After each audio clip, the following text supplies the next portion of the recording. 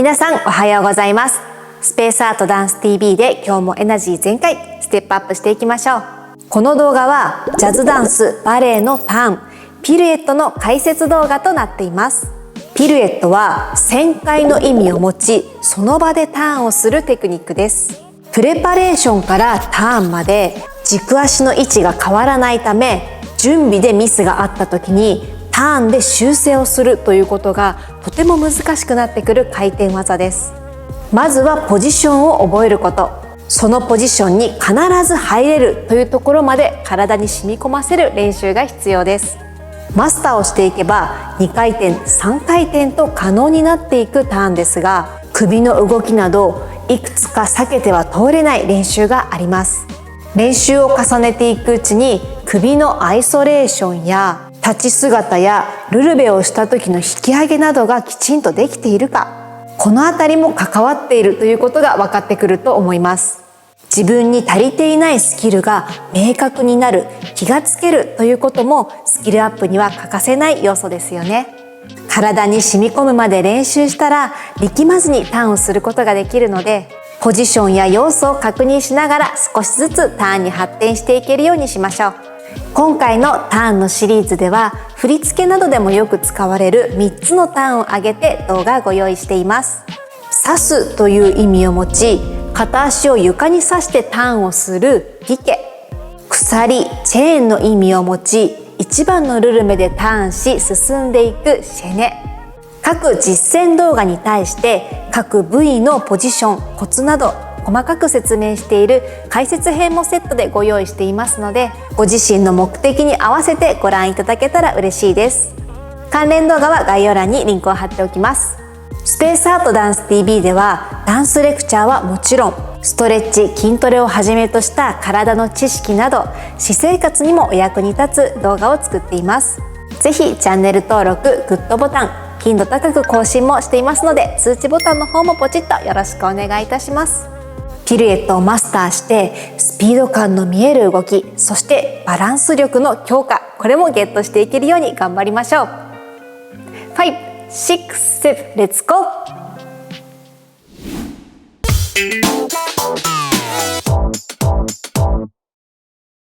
それではピルエットのポジションや軌道について解説していきます。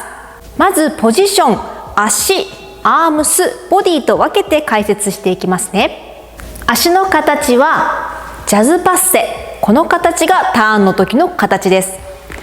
ジャズパッセは別の動画でもしっかり紹介しているので、ぜひ確認していただきたいのですが、6番の状態からデミポイントを通り蹴り上げて軸足の膝の横へポイントをつける形になります。では次にプレパレーションの形、足ですね、説明していきます。6番から一歩足を後ろに引きます。プリエです。ここがプレパレーションの形です。横から見ると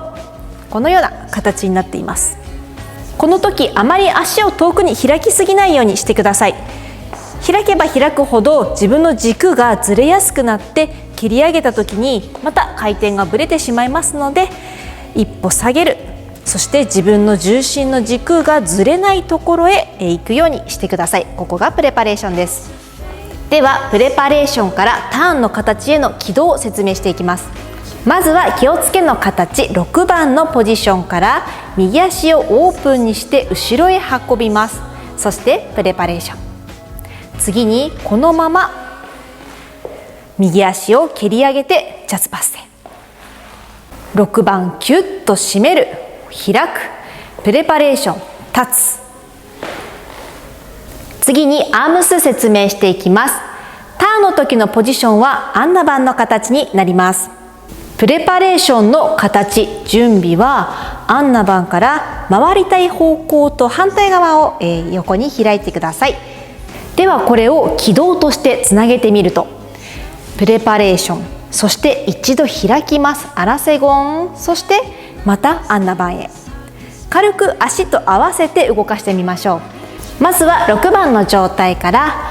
足をオープンにするときにアラセゴンを開いてしまいましょう。そして足を後ろに下げたところからプリエと同時にアームスを横へ開きます。そしてターンの時にまたアンナ番へ戻ってきます。足の動きとアームス連動するようにしていきます。続いてボディの説明をしていきます。まず骨盤と肩、この4点が崩れないようにということを意識してほしいです。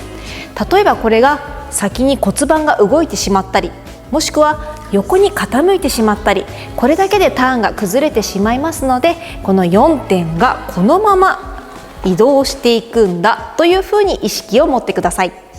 そしてもう一つ、そもそもの意識なんですが、立ち姿として全てのターンの動画でお伝えしているので、今回も軽く伝えさせてください。縦の軸がとにかく強くなければ回転するにもできませんよね。ですので、下と上にそれぞれ引っ張り合う意識を持つことを大切にしています。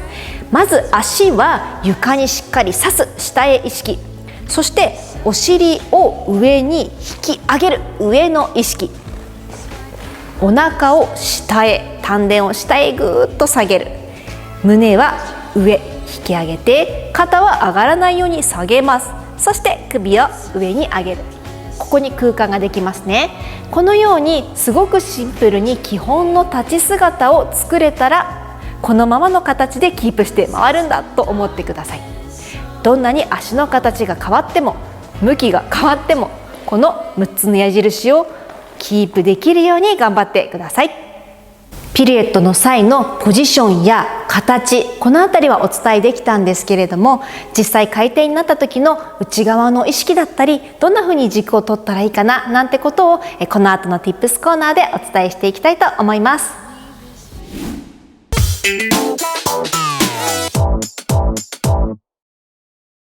それでは Tips コーナーです。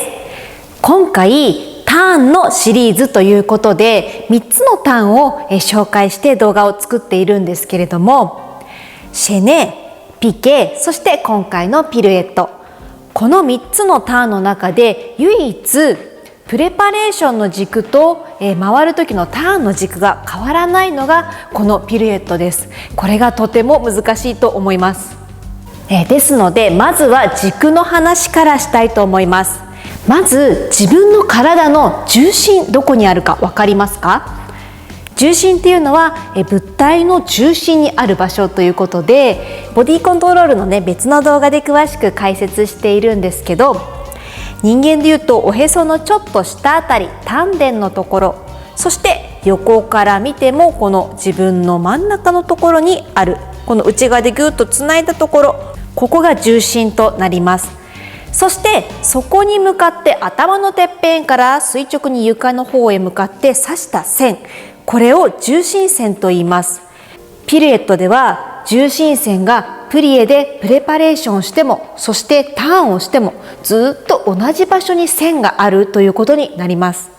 では実際にプレパレーションの形確認してみましょう。横向きで6番の状態を作ったら足を一歩後ろへ下げます。この時の形ですね。今重心線まっすぐ整った意識があったら、その線のまんま足を下げます。この時にこうなったりこうなったり、そしてもちろんこういうふうに線の位置がずれてしまうと、また回転の時に体重が移ってしまいますので、自分の点がそのまままっすぐ下へ刺さっていく。そしてルルベでターンをする時も同じところに重心線がある。この一連の動作の中の自分の重心線、これを意識するようにしてください。今回この解説編とセットで一緒に実践編というピルエットのメニューを組んだレクチャー動画を出しているんですけれども、本当に一つずつステップアップできるように、最初はポジション確認でこの軸を捉える練習、ただ立つだけというメニューを組んでいます。どんどん回転が増していけば難しくなるので、とにかくまずは重心線を捉えて止まる、この練習を何度も何度も重ねることで自分のこの軸を強くしていくということです。コマをイメージしてもらうと分かると思うんですけど、コマって回ってる時しっかりとこの軸が立ってますよね。初めからこう回す時にくるーんとひねって回してしまうと回転もこうなってしまいますし、もしくは後からどんなにまっすぐ立っていても後からちょっと力を加えたり、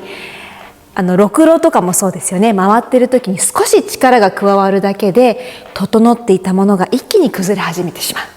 こんな風に考えて軸をしっかり強く持って、なるべく長くこの軸で止まっていられるようにという練習を重ねてください。では軸の話の次、首、目線の話になります。実践編の方でも組んでいるんですが、4分の1ターンというのをやってみます。同じようにプレパレーションをしたら1回転をせずに、まずは4分の1回転だけします。これ実際には本当にプレパレーションから立っているだけに、プラスちょっと首を向けているだけです。反対もやってみましょう。プレパレーション、立つだけ、そこに対して首をちょっと加えていく。こんな風に少しずつ首の向きを変えながらハーフターンにしていったり、ちょっとずつ回っていくことで首でコントロールしながら回転するという感覚をつかんでいってください。私がこの4分の1ターンやハーフターンをするのにすごくいいなと思っているメリットとして、どうしてもピルエットとか回転技って回るぞっていう気持ちが入っちゃうじゃないですか。それを回るよりも立つんだっていう意識をやっぱ持ちやすいんですよね。本当に少しだけなので、ちょっと体の向きを変えていくだけで回転が出来上がってしまう。これを回ろうと考えると崩れてしまうので、こんな風に立つだけでちょっとコントロールすれば回るんだっていう風に練習をちょっとずつしていきます。そして1回転になった時に今度は首を正面に残してあげて切るという動きが出てきます。これは他のさまざまなターンでも利用されているんですが、プレパレーションをしている間、そして回っている間、ずっと決めた自分の目線を見ていてください。そして最後回ってもう一度すぐに同じ視点のところに戻ってくる。実際にこれって首のアイソレーションがすごく大事になってきて、やっていることって今右に回転するとしたら自分の体に対して左側を見ますよね。そして右側を見るっていう、こういう動きが出てくるわけです。なのでこれが曲がっていたり、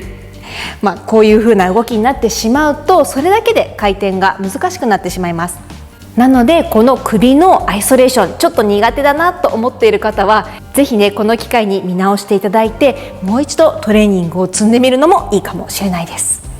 解説の時にもお伝えしたんですけれども、この4点が固く固まった板みたいなものができていて、コントロールしているのは首だけと考えると、やはり体って回ろうとしちゃダメなんですよね。4点固まった硬いものを動かすだけというか、このまま同時に動かすコントロールは今首だけでした。体が力んでしまって胴体で回ろうとしてしまうと、どうしても上半身か半身がずれてきたりしてしまいますので、この首のコントロールはもう必須です。さあ、もう一つコツとしてお伝えしたかったことは骨盤です。この骨盤の大切さは全てのターンの動画で伝えているんですが、やはり一つ一つのターンに対してその意識の仕方ってちょっと違います。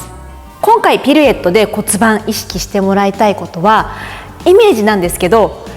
準備をしたらこっちに右側に回転するとしたら、左側の骨盤をいち早くこの右側の後ろに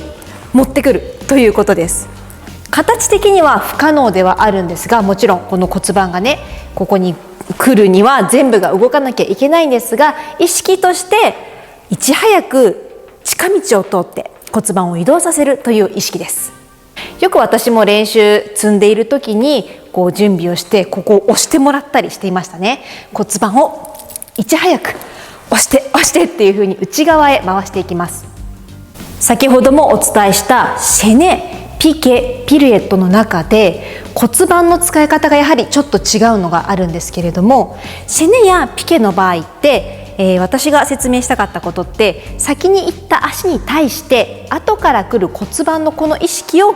どのように進めたらいいかなという話を各動画でお伝えしてきたんですけれども、ピルエットに関しては最初にお伝えしたように、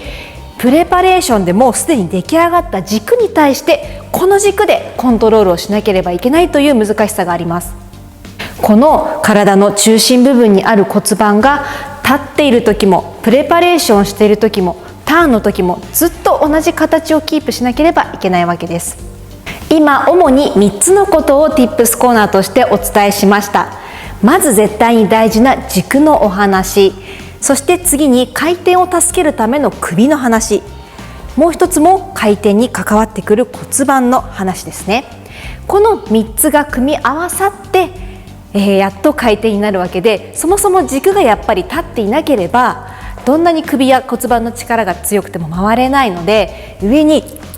立ちながらもこの回転を使っていくというこの組み合わせ、すごく大変ですけれども練習をしてみてください。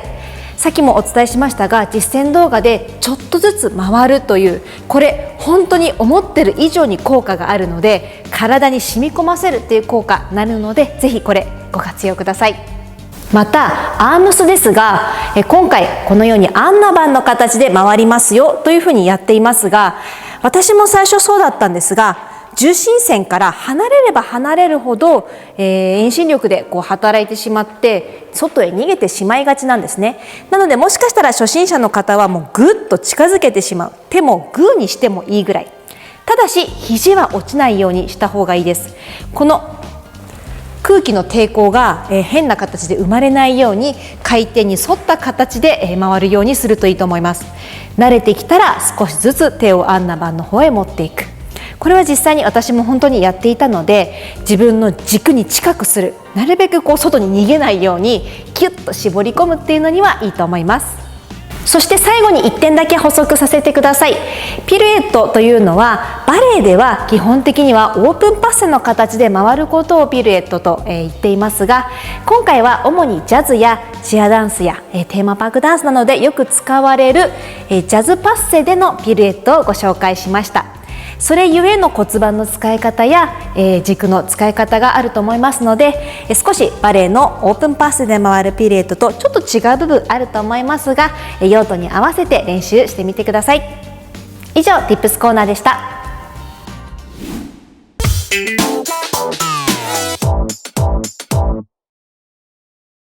皆さんお疲れ様でした。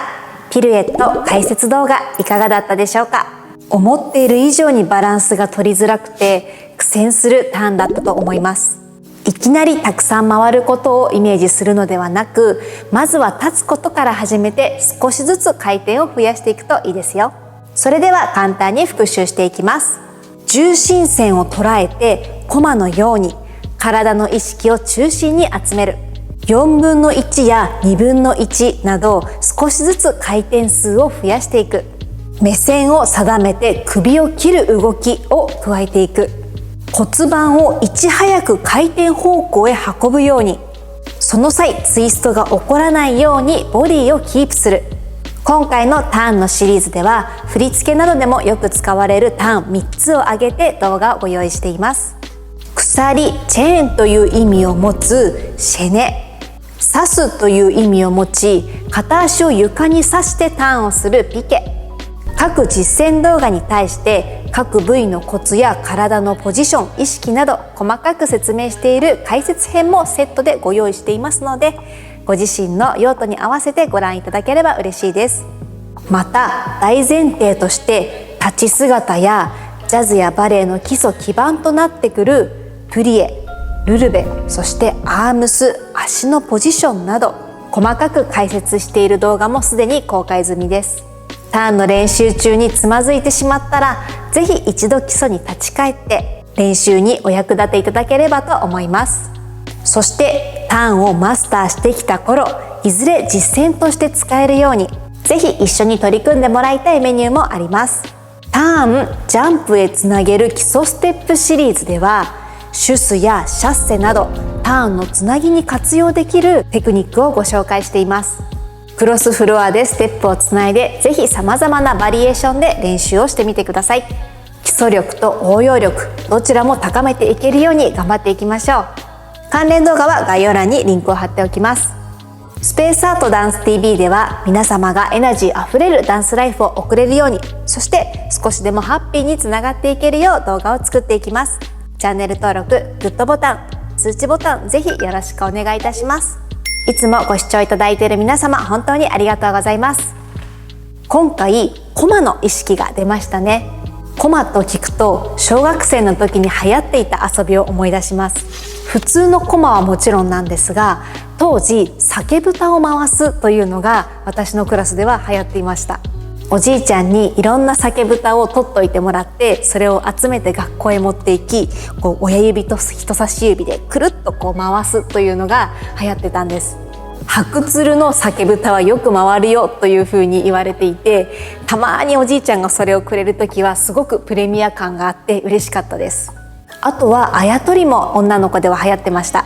私もすごくあやとりが好きで、一人あやとりでずっと遊んでいられましたし、二人で交互にやるあやとりもあまりに好きすぎて、家で誰もいない時、一人の時に自分の足を相手に見立ててあやとりを引っ掛けて、自分の足と順番に交互にあやとりをしていました。小指とか薬指とかも使うので、なかなか器用なことをしていたなと今では思います。酒蓋にしてもあやとりにしても、昔はなんか家にあるものでいろんな遊びを想像してできたななんて思って、温かい時代だったなと思います。皆さんも子供の頃に流行っていた遊びあったらぜひ教えてください。子供の頃に遊んでいたコマがまさか自分のダンスのターンに役立つ日が来るとは思ってもいなかったです。今回ご紹介したシェネ、ピケ、ピルエット3つのターンのシリーズ、ぜひ一つずつマスターして踊りの中でもかっこよく華やかに、そしてスピード感のある踊りになるようにマスターしていってください。それではまた次回の動画でお会いしましょう。